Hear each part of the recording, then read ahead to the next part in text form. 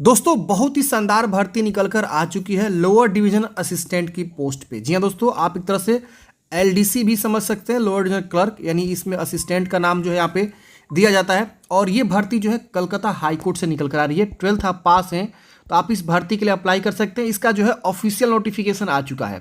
और आप सबको पता है हाई कोर्ट की कोई वैकेंसी हो, भले वो पियोन की वैकेंसी ही क्यों ना हो, उसमें जो औहदा होता है ना, उसमें जो मान सम्मान होता है ना, वो अलग ही लेवल का होता है फ्रेंड्स। तो आप इस भर्ती के लिए फॉर्म को अप्लाई कर सकते हैं। आप यहाँ पे देख सकते हैं, ये जो है नोटिफिकेशन यहाँ पे आपको देखने को मिल जाता है। और इसमें आपको सारी इन्फॉर्मेशन जो इस भर्ती के बारे में बताया गया है।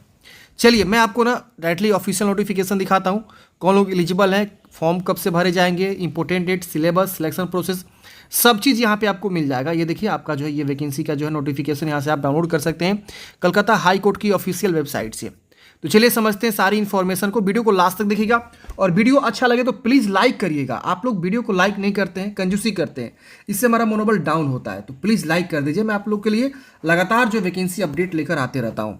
291 पदों पर भर्ती निकाली गई, लोअर डिविजनल असिस्टेंट की वैकेंसी है फ्रेंड्स। अब इसमें क्या है कि आपको एक तरह से समझिए, जो है आप क्लर्क के ही पोस्ट पे काम करते हैं। असिस्टेंट के बाद जस्ट आप जो है क्लर्क बन जाते हैं। इसका अगला प्रमोशन आपका यही होता है।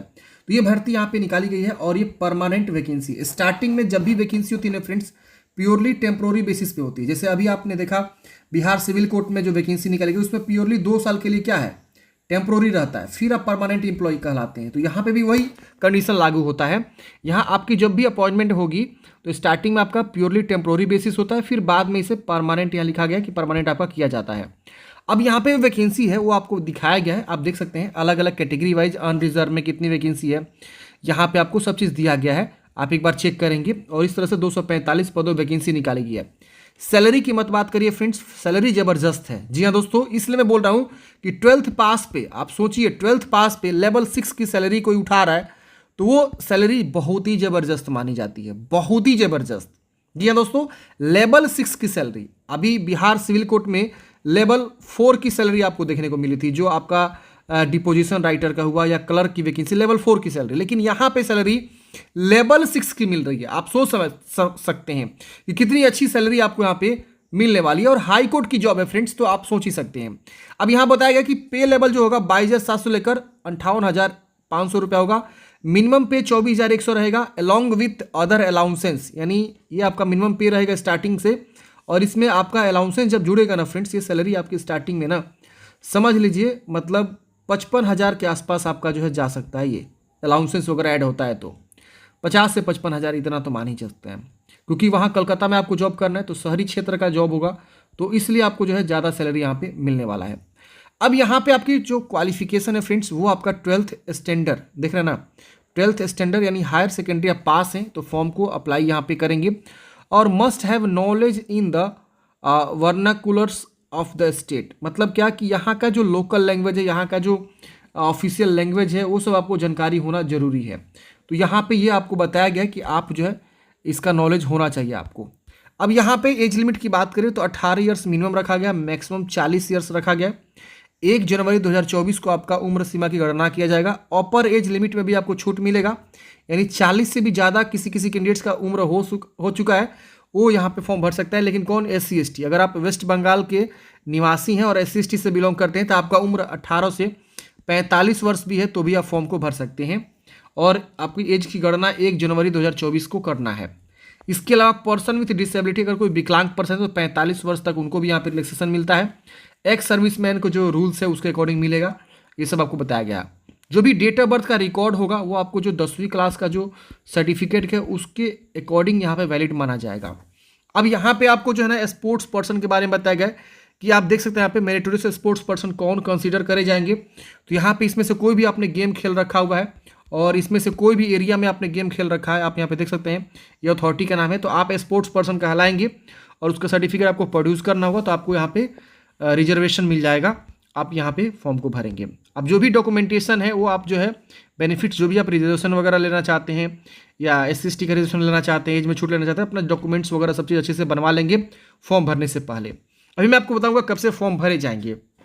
यहाँ बताया गया अगर आप SC ST से आते हैं और अदर स्टेट से बिलोंग करते हैं, other state shall be treated as unreserved candidates, मतलब अगर आप अदर स्टेट से फॉर्म भरते हैं तो आप जो है यहाँ पे as a unreserved UR में कहलाएंगे, भले आप SC ST ही क्यों ना हो, OBC ही क्यों ना हो। तो यहाँ पे ये चीज़ ऑलरेडी मेंशन कर दिया गया है। अब यहाँ पे आप देखेंगे बताया गया है कि आपका सिलेक्शन मोड क्या रहेगा, इस भर्ती में कितने फेज में एग्जाम होंगे। तो 3 फेज में आपका एग्जाम होने वाला है फ्रेंड्स। अब पहला फेज में बताया गया है कि OMR बेस आपका जो है एग्जाम कंडक्ट होगा, जिसको हम लोग प्री एग्जाम बोलेंगे, प्रिलिमिनरी स्क्रीनिंग टेस्ट बोला जाएगा। ये 90 मिनट का होगा और इसमें arithmetics, general knowledge and computer proficiency के क्वेश्चंस रहेंगे, जनरल इंटेलिजेंसी की और इंग्लिश के क्वेश्चंस रहेंगे और 100 क्वेश्चंस आपके पूछे जाएंगे इन चारों सेक्शन से मिला के। और यहाँ पे बताया गया कि एक क्वेश्चंस गलत आप करते हैं तो 1 मार्क्स जो है नेगेटिव मार्किंग आपका रहेगा और क्वेश्चन पेपर आपका जो है इंग्लिश में रहेगा। 4 सीरीज बुकलेट्स यहाँ पे आपका क्वेश्चन देखने को मिलेगा। इस तरह से 100 मार्क्स के जो है 90 मिनट में आपको क्वेश्चन सॉल्व करने हैं, 100 क्वेश्चंस। तो ये आपका सब्जेक्ट रहने वाला है। अब यहाँ पे बताया गया फ्रेंड्स, जो कैंडिडेट्स यहाँ पे क्वालिफाई करता है फेज़ 1, वो जो है फेज़ 2 के लिए बुलाया जाता है। फेज़ 2 आपका डिस्क्रिप्टिव होता है। डिस्क्रिप्टिव मतलब क्या कि लिखने वाला। अब ये जो आपका होगा ये वाला टेस्ट, इसमें आपका 4 ऑप्शन रहेगा ABCD, इसमें से जो आपका सही रहेगा उसको आप क्या करेंगे OMR में गोला करके आएंगे। लेकिन यहाँ पे आपको लिखना है, तो यहाँ पे स्पेलिंग ध्यान दिया जाता है। जो भी आपका हिर्सगई दीर्घई जो भी हिंदी लिखवाएंगे आपसे या अंग्रेजी लिखवाएंगे तो स्पेलिंग विशेष ध्यान होता है। तो इसमें आप लोग को बताया गया अर्थमेटिक्स में मैथमेटिक्स सॉल्व करने के लिए बोला जा सकता है, तो आपको स्टेप बाय स्टेप सॉल्व करके बताना भी हो सकता है। तो रिटन टेस्ट यहाँ पे जो है आपका होगा, जिसको कॉम्पिटिटिव रिटन टेस्ट बोला गया फेज़ 2। और यहाँ पे ये जो है आपका इंग्लिश ऐसे भी लिखवाया जाएगा, प्रीसेस राइटिंग लिखवाया जाएगा, जनरल नॉलेज के भी आपसे क्वेश्चन पूछे जाएंगे। और ये जो है 3 सेक्शन होगा, जैसे अर्थमेटिक्स और एसे एंड प्रीसेस 2 हो गया और जनरल नॉलेज यहाँ पे 3 हो गया। तीनों सेक्शन से 100 मार्क्स के क्वेश्चन होंगे, यानी 300 क्वेश्चन आपको सॉल्व करने, 300 मार्क्स के। 3 आवर्स का समय मिलेगा। हर एक सेक्शन में आपको 1-1 घंटा समय मिलने वाला है और एक ही सिंगल सिटिंग में ही आपको ये एग्ज़ाम को देना है। अब यहाँ बताया गया कि आपको न कैंडिडेट्स जो भी स्कोरिंग करेगा कम से कम 40% मार्क्स इन ईच 3, मतलब तीनों सेक्शन में आपको 40 मार्क्स कम से कम यहाँ पे स्कोर करना होगा। मान लीजिए आपका अच्छा खासा स्कोर बना, मान लीजिए आप 70% स्कोर बनाए, लेकिन क्या पता आपका जनरल नॉलेज में ही जो है 40% से कम आ गया, 39% आ गया, तो फिर आप यहाँ पे सिलेक्ट नहीं होंगे, आपका मेरिट नहीं बनने वाला है। तो सभी सेक्शन से 40% लाना आपको ज़रूरी है और एग्रीगेट 50% लाएंगे तो आपका जो है मेरिट में नाम बनने का चांस होगा। लेकिन कंपटीशन ज़्यादा होगा तो आपको 50% से अधिक लाना होगा, समझ रहे ना, फेज़ 2 एग्ज़ाम क्वालिफाई करने के लिए। और 40% मिनिमम सभी में लाना जरूरी है, तभी आपका जो यहाँ पे मेरिट लिस्ट में नाम बनेगा, जैसे मैंने यहाँ पे आपको एग्जांपल बताया। अब यहाँ पे इसके बाद जो कैंडिडेट्स जो है फेज़ 2 क्वालिफाई करते हैं उनको जो है एक यहाँ पे वाइवा वॉइस टेस्ट होता है। वाइवा वॉइस टेस्ट का मतलब एक तरह से इंटरव्यू होता है। अब इंटरव्यू यहाँ पे 100 मार्क्स का होगा और इस इंटरव्यू में क्वालिफाई करते हैं तो आपका मेरिट लिस्ट में नाम यहाँ पे आएगा। अब ये तो होता क्या है कि मेरिट लिस्ट कैसे बनेगा, तो जो रिटन टेस्ट आप कॉम्पिटिटिव रिटन एग्जामिनेशन दिए होंगे, यानी फेज़ 2 जो आपका है ये वाला और यहाँ पे जो आपका इंटरव्यू है, दोनों को मिला के जो आपका यहाँ पे परसेंटेज बनता है, उसके बेस पे आपका जो है ओवरऑल फाइनल मेरिट लिस्ट यहाँ पे तैयार होने वाला है। तो इसका ये सिलेक्शन प्रोसेस है, यानी जो है फेज़ 2 और इंटरव्यू के बेस पे आपका जो यहाँ पे सिलेक्शन फाइनल यहाँ पे आपका होने वाला है, समझ गए। तो ये आपका रहने वाला है। अब यहाँ पे आपको जो है प्रोबेशन एंड कन्फर्मेशन के बारे में बताएगा, प्रोबेशन पीरियड कितना दिन रहेगा। अब बात करते हैं एप्लीकेशन फ़ी के बारे में। तो यहाँ पे अगर आप SC ST वेस्ट बंगाल के हैं तो 400 रुपये, बाकी सभी कैंडिडेट्स को 800 रुपये एप्लीकेशन फ़ी देना होगा, भले वो अदर स्टेट से हो या जनरल हो, OBC हो, वेस्ट बंगाल का भी हो, तो भी यहाँ पे 800 रुपये एप्लीकेशन फ़ी यहाँ पे देना होगा। यहाँ पे एग्जामिनेशन सेंटर की बात करें तो आपका इसी सिटीज़ में एग्ज़ाम सेंटर देखने को मिलेंगे, आप इसमें से चुनाव कर सकते हैं या ये लोग आपको जो है डायरेक्टली दे सकते हैं।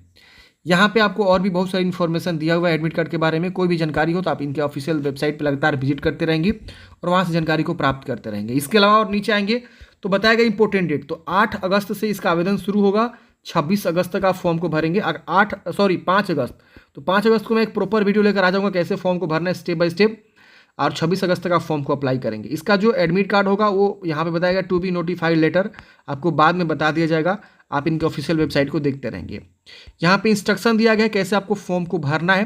तो फॉर्म भरने से पहले सभी डॉक्यूमेंट्स को आप जो रेडी करके रख लेंगे। ये इसका ऑनलाइन का लिंक है, यहीं से आपको फॉर्म को भरना है और इनका हेल्प डेस्क नंबर है। आप अगर कोई भी समस्या होती है फॉर्म भरने में तो इनको आप जो है हेल्प डेस्क पे आप कॉल कर सकते हैं या मेल भी आप यहाँ पे कर सकते हैं। तो आशा करता हूँ फ्रेंड्स आपको जानकारी समझ में आ गई इस भर्ती के बारे में। आपके मन में कोई भी डाउट्स है, कमेंट बॉक्स में पूछिएगा फ्रेंड्स। मिलते हैं किसी नेक्स्ट वीडियो में। जय हिंद, आपका दिन शुभ हो।